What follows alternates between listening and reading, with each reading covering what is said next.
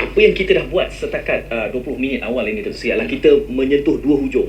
Satu hujung soal apa yang kita lakukan sekarang ini, rasionalisasi, itu Datuk Seri sudah pun menyentuhnya. Dan soalan saya yang kedua tadi, Suhaimi, kalau kita ingat balik, adalah tentang asal usul, asbab wujudnya 1MDB ni. Dan di antara dua hujung itu Datuk Seri, ada banyak isu-isu yang berbangkit yang kita akan cuba sentuh nanti. Termasuklah Suhaimi timbulkan tadi, Suhaimi, 42 bilion itu ke mana Suhaimi? Saya tu congak-congak tadi kat mana. Disisipkan di situ, ke mana hilangnya 27 bilion juga dalam 42 bilion itu, Syed? Okey, Suhaimi kena ada papan putih nak kita tunjuk. Sebab Mana dia tidak dipolitikkan. nampak. Dia Jadi kita juga mengalurkan, Syed, untuk penonton kita memberikan komen ataupun soalan di hashtag 1MDB, dan juga boleh memberikan pandangan juga komen di Facebook Dialog. Jadi soalan mula saya terima dan segalanya akan dibangkitkan, diangkat untuk diajukan terus pada Yang Berhormat Menteri. Semuanya selepas ini.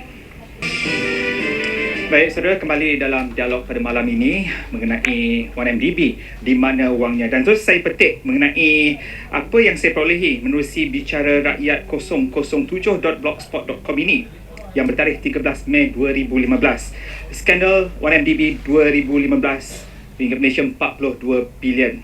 Cagar hasil minyak dan gas mengganu untuk 1MDB buat hutang. Jadi perkara ini juga telah pun mula dibangkitkan, malah terus diberikan pandangan balas oleh rakyat, dan terusnya memberikan kejutan, terutama melibatkan skandal-skandal dalam 1MDB ini. Jadi Datuk Seri menjawab soalan skandal-skandal dan rakyat menerima bahawa dalam isu 1MDB ini terdapat sememangnya pelbagai skandal oleh nama-nama besar. Malah jarang sekali sebelum ini kita mendengar nama Jolo. Kini kita mendengar Jolo. Jadi siapa mereka ni semua dan apa kaitan skandal-skandal ini yang sebenarnya yang secara tak langsung mencemari nama 1MDB, malah terdapat ejekan-ejekan yang diberikan 1MDB seolah-olah satu Malaysia dah bankrupt.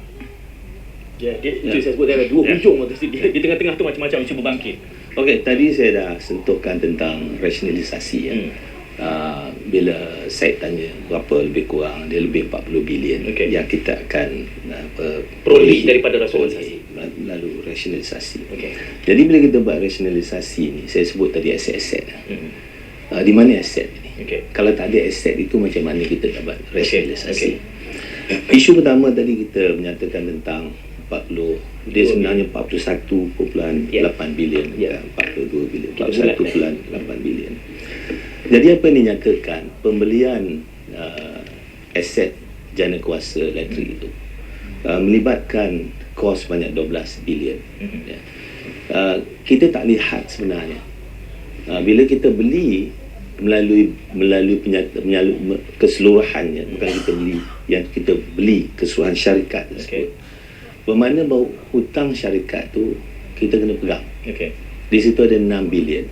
Macam umpamanya bila kita jual Edra besok, hutang yang ada 12 bilion, itu akan diambil alih oleh pemegang saham baru.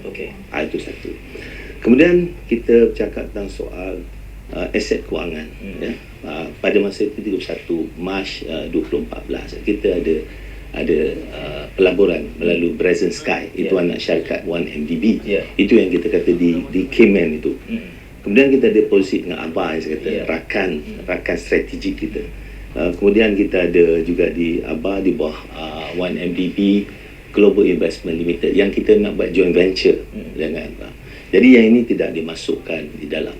Kemudian yang dikatakan tadi oleh Suhaimi berkenaan dengan perbelanjaan kewangan kalau kita lihat dari segi penyata kewangan pada 31 Mac 2014 oleh kerana kebergantungan kepada hutang itu tinggi, pada tahun tersebut pembayaran kos kewangan adalah sebanyak 24 bilion.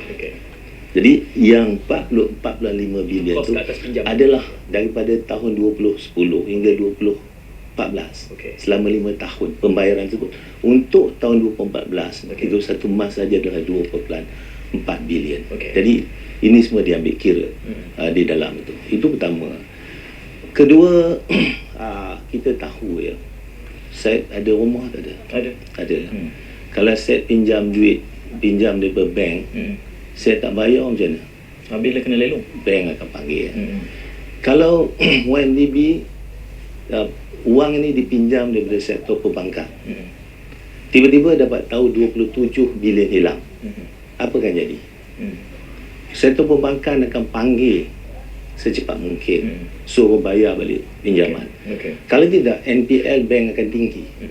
Jadi kalau kita katalah tiba-tiba duit hilang, sektor kewangan yang mula-mula sekali ambil tindakan. Kalau sektor kewangan semua diam sehingga sekarang, maknanya isu hilang wang tu tidak timbul, tidak ada hilang wang. Semuanya ada. Ya. Ada yang menganggap bahawa Datuk Seri apabila 42 bilion jumlah yang besar digunakan oleh 1MDB, apa tujuannya? Kerana mereka tidak lihat jumlah itu dibelanjakan ke mana. Tahu-tahu perlu membayar hutang.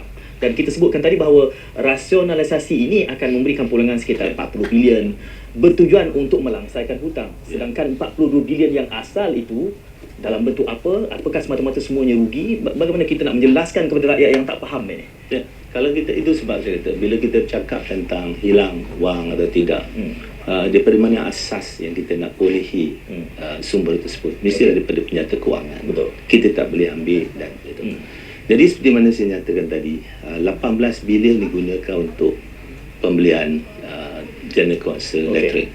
Jadi yang ini kalau kita lihat pada 31 Mac 2014, pendapatan kasar daripada jana kuasa elektrik ini adalah sebanyak 3.8 bilion ringgit.